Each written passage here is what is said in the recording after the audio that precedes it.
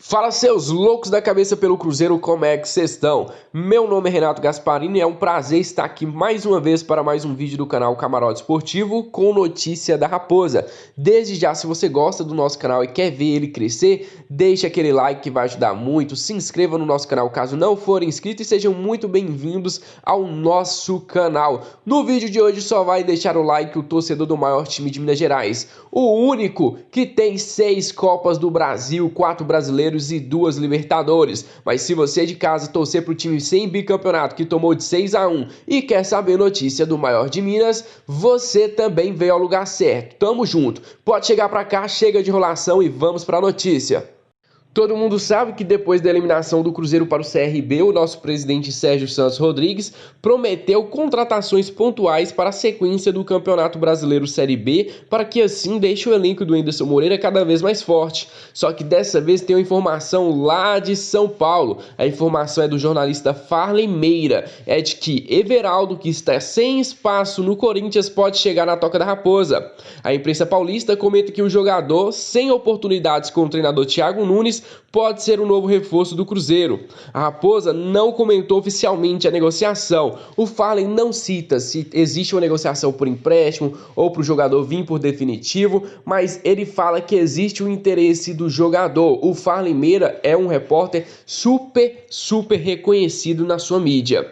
Everaldo custou aos cofres do Timão aproximadamente 2,5 milhões de reais e foram adquiridos em 50% dos direitos econômicos junto ao Velo Clube de São Paulo, clube da Série A3 do Campeonato Paulista, a qual o atacante pertencia. É o seguinte, galera, para quem se lembra, não é a primeira vez que o Cruzeiro tenta a contratação de Everaldo. Quando o jogador ainda atuava pelo Fluminense e teve um grande destaque, o Cruzeiro disputava com o Corinthians a contratação desse jogador. Isso foi no ano passado. Mas quem levou a melhor foi o Corinthians, que pagou essa quantia que acabei de citar pelo jogador. Aos 26 anos de idade, o jogador perdeu espaço com a chegada de outros nomes no Corinthians. Nessa temporada, o jogador fez 12 jogos e 1 gol marcado. O jogador teve destaque em 2018 e 2019, quando foi um dos destaques do Fluminense. Na temporada passada, ele marcou 5 vezes e em 23 jogos com a camisa do tricolor carioca. Atualmente, jogadores como Arthur Caíque, Stênio e Maurício atuam pelas pontas do setor ofensivo. Vale lembrar também que o Regis, que é o meia titular do time do Anderson Moreira, também deve ganhar uma reserva nas próximas semanas, já que a diretoria identificou essa lacuna, a ser preenchida no elenco. Hoje, para a reserva do Regis, que é o armador do Cruzeiro, o nome mais provável assim é o Marco Antônio, mas mesmo assim o Anderson Moreira quer mais um nome para esse setor. Sobre a contratação do Everaldo, galera, que não fala se foi por empréstimo, se o Cruzeiro consultou, o pessoal do próprio site entrou em contato com o Cruzeiro, eles não comentaram oficialmente sobre essa negociação, mas mesmo se chegar a acontecer a contratação do Everaldo, seria uma ótima para o Cruzeiro. É um jogador ofensivo, é um jogador que faz aquela fumaça dentro de campo, é um jogador com um estilo bastante parecido com o do Ayrton, entendeu? Aí seria bacana ter o Ayrton na esquerda, o Everaldo na direita, assim o Cruzeiro teria 2 lados de muita velocidade, não só um. Gostaria da possibilidade da contratação desse jogador? Claro, se for o Everaldo do Fluminense, gostaria muito. Se for o Everaldo que jogou na última temporada pelo Corinthians, foi muito fraco, abaixo da média. Mas se vier o jogador que o Cruzeiro tinha interesse ainda quando jogava pelo Fluminense, sim, seria uma boa contratação para o Cruzeiro. Galera, pra quem já tinha esquecido do Fred, deixa eu te lembrar que ele ainda existe. O pessoal lá no Fluminense tá passando muita raiva com ele, porque ele não corre dentro de campo, o cara anda. E o Fred se diz à disposição para formular uma proposta razoável ao Cruzeiro em ação de 78 milhões de reais. Isso mesmo, você não ouviu errado, o Fred cobra do Cruzeiro na Justiça 78 milhões de reais. A Justiça aceitou o pedido da defesa de Fred para antecipar a resolução do processo movido pelo jogador contra o Cruzeiro, cujo valor está próximo a 78 milhões de reais. Haverá audiência entre as partes no dia 21 de setembro, às 15h50, no Centro Judiciário de Métodos Consensuais de Solução. O Super Esportes confirmou a informação inicialmente divulgada pela Rádio Itatiaia. No documento anexado aos autos processos, o advogado José Eduardo Rezende disse que o Fred está totalmente à disposição até mesmo para formular proposta razoável, inclusive de parcelamento do débito. Vamos combinar, se for 78 milhões de reais, a única maneira do Cruzeiro pagar pagar essa dívida pro Fred é parcelar de 200 vezes, ou seja, 200 meses nós teremos passando aí 600 mil reais pro Fred, parceladamente.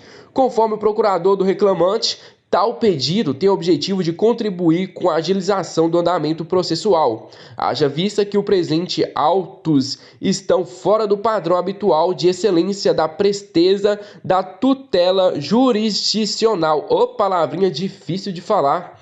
Ajuizada no dia 7 de fevereiro, a ação de Fred transmita na primeira vara do trabalho de Belo Horizonte.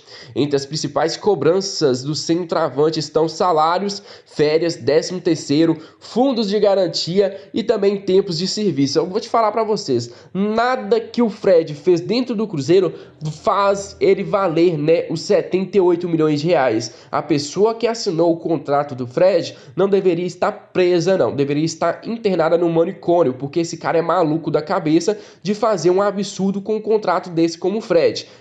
Pagou, assinou, não tem jeito, tem que pagar. Não adianta culpar o Fred, porque ele está cobrando seus direitos assinados pelo nosso, né, pelo ex-presidente do Cruzeiro. Agora a esperança do Cruzeiro é o quê? Diminuir esse débito que tem com o Fred e assim também conseguir passar uma parte desse débito para a antiga gestão pagar, porque foram eles que assinaram esse contrato aí que só lesa os cofres do Cruzeiro, que só beneficia o Fred e nada do Cruzeiro. Então por isso o Cruzeiro vai à justiça, vai brigar para conseguir diminuir o máximo o débito que o Cruzeiro tem com o Fred. Vou dar uma notícia para vocês com muita, mas muita mesmo felicidade no coração. Isso porque a justiça rejeitou embargos do ex-presidente em ação de 6,8 milhões de reais movidas pelo Cruzeiro. Isso mesmo, o desembargador Marco Aurélio Ferenzi, da 35ª Vara Civil de Belo Horizonte, rejeitou os embargos de declaração feitos por Wagner Pires de Sá em ação movida pelo próprio clube contra o presidente. Ele tentava mudar a decisão da justiça, que determinou no último dia 13 o bloqueio no valor de 6,8 milhões em suas contas. Vocês acreditam que esse senhor teve a cara de pau de falar que o motivo real do Cruzeiro tentar o bloqueio das contas dele e do Itaí era por vingança? Vingança do presidente Sérgio Santos Rodrigues porque perdeu a última eleição para essa pessoa? Aí o presidente ouviu isso, anunciou isso pra gente na última live de quinta-feira, rasgou tudo que ele falou na frente de todo mundo, fez o maior batedor do jeito que eu gosto. Eu gostaria de lembrar para vocês que em 18 de agosto, né, a justiça informou que não havia saldo nas contas dos dois ex-dirigentes do Cruzeiro. Isso mesmo, não acharam nada. Galera, só a polícia investigar, acha o dinheiro, não tem condições. Quem mexe com banco sabe, é impossível você fazer uma transação de um lugar para outro sem deixar rastros. Conta bancária, transação de conta bancária sempre deixa rastros. O único jeito de não deixar rastros seria que ele pegasse a parte dele dos 6,8 milhões de reais em mão, depositasse, fizesse a retirada do dinheiro em mão, aí sim seria impossível, né? Mas para tirar uma quantia tão alta assim do banco, teria que ter autorização de vários meios por aí. Então, só procurar, a polícia investigar, vai achar sim os 6,8 milhões de reais nas contas do Wagner Pires e também do Itaí. É só procurar na conta de familiar, conta de parente, conta de pessoas próximas que irão achar esse valor aí que é do Cruzeiro. Pertence ao Cruzeiro e aos torcedores do Cruzeiro. Outra pessoa que saiu em defesa na justiça foi o lateral esquerdo Dodô, pois ele contesta inquérito anexado pelo Cruzeiro em processo e nega condições exorbitantes do contrato e tenta derrubar a liminar feita pelo Cruzeiro.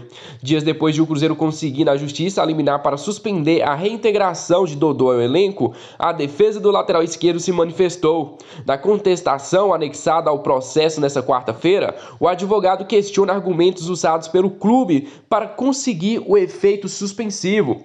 Para pedir a anulação da decisão que obrigava a validação do contrato de Dodô, o clube anexou um inquérito policial que investigou o ex-presidente Wagner Pires de Sá e o ex-vice-futebol Itair Machado.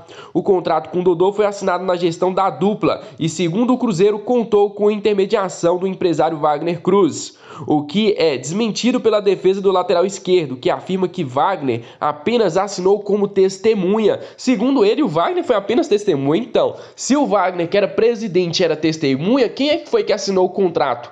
Porque para isso acontecer, o Itaí ou o Wagner tem que assinar. para uma transação entre os dois times acontecer, o Itaí ou o Wagner assinar. Então, para mim é inválido, né, a defesa do Dodô. Falar que ele foi só testemunha. Então, quem é que assinou o contrato para ele vir jogar no Cruzeiro? Ademais, diferentes do alegado do senhor despacho, senhor Wagner Cruz, que assina o documento como testemunha, jamais foi intermediário do atleta. Com a devida vênia, não se sabe se onde esta informação foi retirada, mas ela não é verdadeira, diz Dodô. Segundo ele, o Wagner Cruz nunca foi intermediário, nunca foi representante do lateral esquerdo Dodô. A defesa de Dodô alega que o inquérito policial anexado não guarda nenhum vínculo com o processo em questão, já que o nome do lateral esquerdo não é citado em momento algum. O advogado trata a inserção do inquérito ao processo como uma assustadora tentativa do Cruzeiro em macular a imagem do jogador.